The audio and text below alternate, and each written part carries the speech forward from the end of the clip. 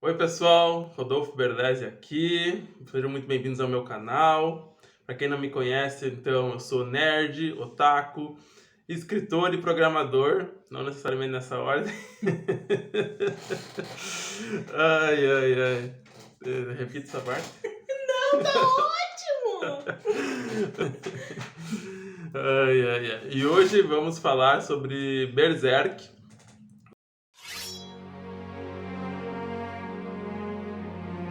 Berserk é a minha obra de mangá favorita, sem dúvidas, né? E assim como vocês que estão me assistindo, eu também fiquei muito triste, muito chateado com a morte repentina do Miura. E agora faz praticamente um ano, né? Eu senti de verdade assim tristeza naquele dia que foi anunciada a morte dele. Agora passado um ano, então, foi revelado pela Young Animal que vai haver uma continuação escrita pelos assistentes do Miura junto do Kojimori, que é um amigo de longa data e aparentemente é a única pessoa viva que sabe o final do Berserk. Então, alguém proteja esse homem, por favor. Não deixe nada acontecer com ele. Enfim, eu depois então disso entrei numa jornada de releitura de Berserk, né? E eu estava fazendo estudos sobre narratologia, né, para entender melhor as façanhas do storytelling, né? E eu quis me focar em obras mais clássicas, mais atemporais, que passaram por anos, aí se provaram serem obras grandiosas. E dentre elas, com certeza, Berserk está na lista. E relendo com uma forma um pouco mais crítica e analítica, então eu cheguei à conclusão aí de 4 razões por qual o Berserk mexe com nossos corações, nos conquista, e eu quero falar um pouco delas aqui hoje e dividir com vocês. Então, o capítulo 364, né, o último capítulo lançado, ele já não foi completado 100% pelo Miura, teve a ajuda dos assistentes e do Kojimori, e ele foi um final que deixou muita coisa em aberto ali para interpretações, assim como toda a obra, né, cheia de interpretações múltiplas para todos os fatos da história. E agora, ali no 364, a gente fica assim na dúvida de que o que vai acontecer? O Guts vai atacar o Griffiths, a Casca vai impedir, a mão de Deus será que vai entrar na Ilha dos Elfos, vai descobrir, né? E isso deixou muitos fãs criando teorias, enfim. Só que nada disso nos preenche completamente, a não ser realmente o anúncio da continuação, que foi dado agora em junho de 2022, né? Então, com o estúdio Gaga, junto do Kojimori e da Young Animal, vão estar lançando aí mais 6 capítulos para completar o arco da Ilha da Fantasia, né? O arco Fantasia. E depois, então, vão ir para um outro arco, que deve talvez ser o arco final de Berserk, né? Então a gente vai ter uma conclusão para a saga de Guts, que perpassou por mais de 3 décadas, então se provou no tempo que ser uma saga que continua relevante, mesmo hoje, se você pegar os primeiros capítulos para uma releitura, você vai identificar elementos ali que vão se conectar com a sua essência. Então, dito isso, Berserk pode ser considerado já um clássico, né? E para entender o que torna uma história clássica, né, buscando alguns conceitos da narratologia, os 4 aspectos que eu separei para entender melhor e se aprofundar mais em Berserk é o drama, a tragédia, a arte pela arte e o épico. Só assim a gente vai conseguir entender melhor a jornada, né, do herói, que é anti-herói também, Guts, né, e o vilão Griffiths. Falando de drama, então, em uma obra o drama é tudo, drama é ação.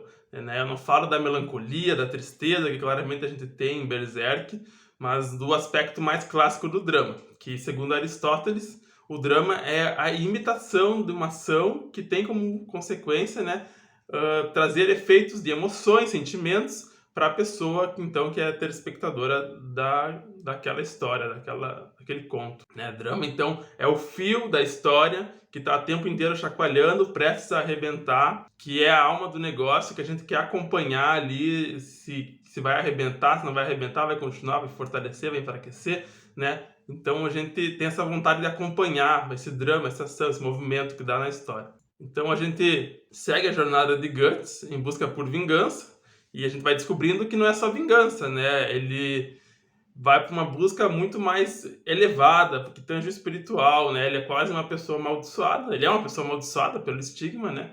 E ele está buscando seu lugar no mundo, conforto, amor, amigos também, coisas que ele acaba perdendo, que ele depois tem que reencontrar, né? E tudo isso é o drama da existência do homem, né? Então ele é constantemente jogado em dificuldades desesperadoras, de vida ou morte.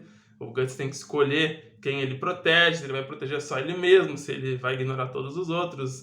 Então, essa linha invisível é o que faz a gente ficar enlouquecido para acompanhar a Berserk, né? E vale o mesmo pro Griffiths, né? O sonho dele, né? Que ele transforma todos os fins em meios para os seus objetivos, que são frios, calculistas. Ele passa pelo cadáver de quem precisar, né? E o personagem aí, ele, em alguns momentos, faz a gente crer que ele mudou, que ele voltou com um coração bom, alguma coisa assim, ou ele vai cometer algum ato de bondade, e não é isso que acontece, né?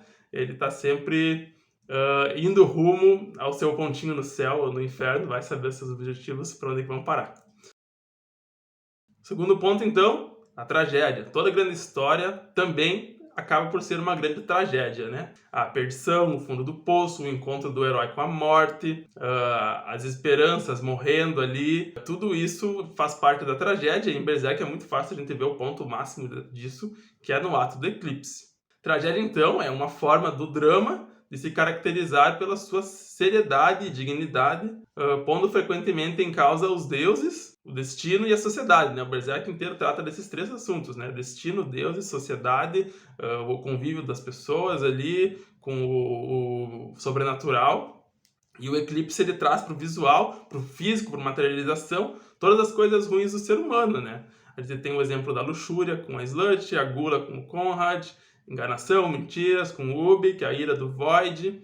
E a gente pode analisar também o Griffiths como inveja do Guts, né? Essa inveja que a gente vê do fato do Guts ser um homem livre, do seu próprio destino, né? Um homem que escolhe por si mesmo, é dono de si, e o Griffiths ali está preso, acorrentado pelo destino trágico, né? Da mão de Deus, que o Ellerich, então, o proporciona. E ele tá ali naquela forma física debilitada, e o Guts tá sendo ali literalmente os braços e pernas dele, e isso tudo joga para baixo o clima, né, da história, nos dando ar de tragédia. A própria temática do sacrifício também, né, o sacrifício, a etimologia da palavra ali nos relembra rituais simbólicos, coisas trágicas, né, que algumas culturas humanas faziam, enfim, ou com animais, com humanos, né, mas também tem o sacrifício pelo outro. Sacrificar pelo outro já é visto como algo nobre, valente, elevado. E o fato desse sacrifício no eclipse, né, ser inverso desse ato nobre, vai nos trazer um choque, um sentimento de amargura na alma, somado a toda a crueldade, né, dos pecados, da violência, que nos dá a ideia que o ser humano é capaz de fazer. Temos aí o quadro perfeito da tragédia, né? A gente vê ali o quão mal o ser humano pode ser, ainda que ele desejasse fazer o bem. O terceiro ponto, então, a arte pela arte. Quando a gente fala de Berserk, a gente está falando de um clássico, de um atemporal que já se provou ao longo de 3 décadas. Então, Berserk remete a um conceito que parece bastante óbvio, mas infelizmente tem sido meio que esquecido ou deixado de lado, principalmente por mídias grandes, audiovisuais, né, tipo Netflix, Disney, que é a arte pela arte, né? A arte como beleza em si mesma, né, que começa e termina em si mesma e que acontece só por ela mesma, né, não tem nenhum dilema, opinião de autor, de diretor, política ou social no meio ali, né, a própria arte responde as perguntas dela mesma.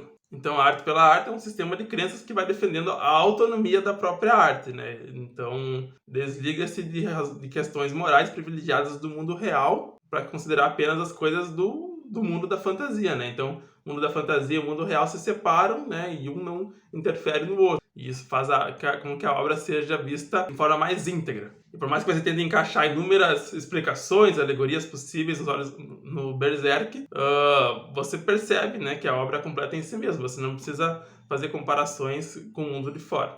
Em entrevistas no guia oficial do Berserk, né, que eu tenho aqui, inclusive, muito bonito esse guia, o próprio Miura comentou que aplica o efeito Disney na sua obra, que é o efeito de transportar as pessoas para o mundo da fantasia, para o mundo imaginário, fictício ali, que é aplicado na obra, então realmente faz com que as pessoas não julguem a história com as lentes do mundo real, né? As pessoas ali colocam uma lente do imaginário, do tudo é possível, do conto de fadas, e não julgam a história com os seus conceitos do mundo real, né? Que podem ser distorcidos. Por fim, nosso quarto motivo é o épico. O épico, então, é o gênero literário que o autor apresenta de forma objetiva fatos lendários, fictícios, acontecidos em tempo e espaço determinado. O épico, então, ele é usado para lembrar coisas memoráveis, extraordinárias, proezas, uma coisa forte, intensa, inesquecível, né? E quem nunca se imaginou vivendo num mundo de contos de fadas, encantos, fantasias, bosques, cavaleiros, fadas, o sobrenatural, né? Criaturas como Punk, magos como a Shirk. Tudo isso nos remete muito à nossa infância, à nossa essência, à alma, né?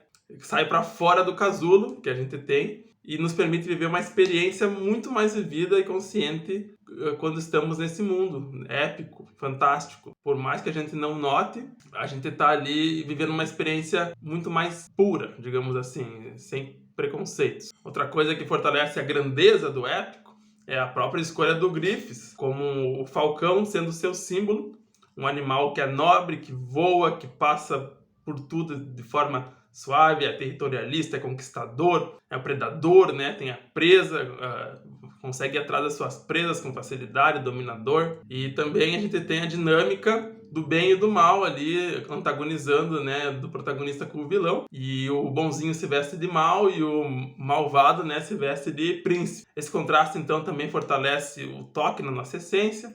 A gente vai identificando aspectos da história de uma maneira para além do consciente, né? É inconsciente, é instintivo, é natural, que vai te puxando, a história vai te magnetizando, e por isso a gente consegue sentir dores e louvores que acontecem na história, né?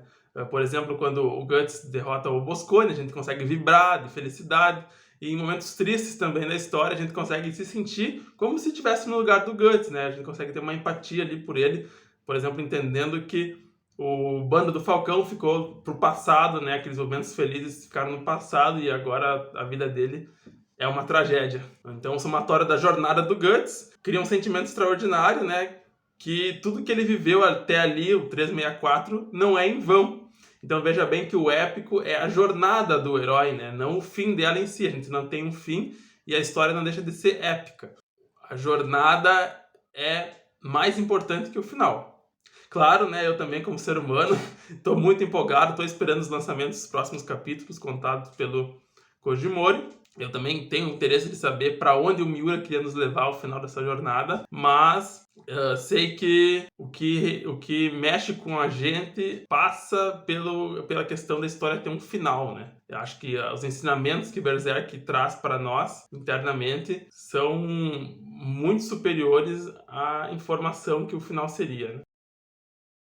Então, espero que tenha gostado. Estou aqui só deixando minha opinião sobre até então o que o Kentaro Miura criou. É uma pequena análise, reflexão sobre alguns pontos que deixam o Berserk dar esse sentimento de uma obra clássica. E se você gostou dessa análise de Berserk, por favor, se inscreve aqui no canal. Estou começando agora. Vou tentar fazer vídeos ou semanais ou a cada 15 dias. Cada ajuda conta, né? Ou seja, dando um joinha, uma inscrição ajuda ainda mais, né? Mas muito obrigado por escutar até aqui as minhas ideias. Um forte abraço para vocês.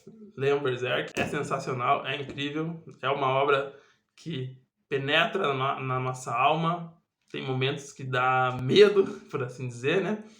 Arrepios. Mas tem momentos que nos deixam muito felizes e é como a vida real, né? A gente tem altos e baixos, mas a jornada continua, a gente tem recordações de um passado nostálgico, feliz, mas a gente tem que seguir em frente, tem que ser forte e também, querendo ou não, de algum modo, mesmo a gente tendo amigos, estamos sozinhos, mas a jornada ainda assim é melhor acompanhada. Então, forte abraço novamente e até a próxima.